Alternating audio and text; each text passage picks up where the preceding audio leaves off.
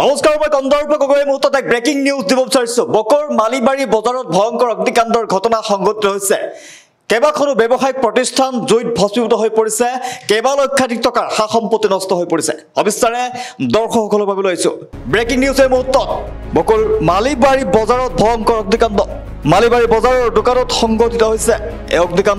অগ্নিকাণ্ডৰ ফলত কেবাখনো ব্যৱসায়িক প্ৰতিষ্ঠান ভস্মীভূত হৈ পৰিছে মানিক ৰয় প্ৰহ্লাদ দাস গোলক মণ্ডল নগৰ মণ্ডলৰ লগতে আটাইকেইখন দোকানত অগ্নিকাণ্ড সংঘটিত হৈছে লক্ষাধিক টকাৰ সা সম্পত্তিৰ ক্ষতিসাধন দৃশ্যাংশ দেখুৱাই আছো ভয়ংকৰ অগ্নিকাণ্ডৰ ঘটনা সংঘটিত হৈছে বকৰ মালিবাৰী বজাৰত ভয়ংকৰ অগ্নিকাণ্ড মালিবাৰী বজাৰৰ দোকানত সংঘটিত হৈছে এই অগ্নিকাণ্ডৰ ঘটনা পুৰাণ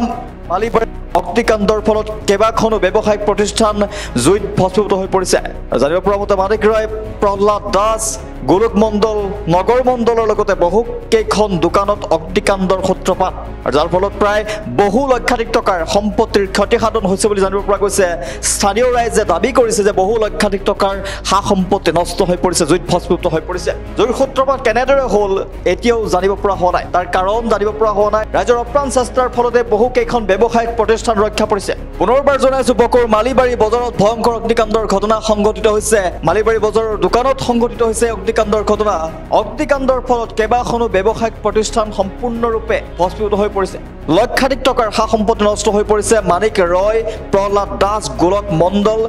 নগৰ মণ্ডলৰ লগতে বহু কেইখন দোকানত অগ্নিকাণ্ডৰ ঘটনা ৰাজ্যৰ অপ্ৰাণ চেষ্টাৰ ফলত বহু কেইখন ব্যৱসায়িক প্ৰতিষ্ঠান ৰক্ষা পৰিছে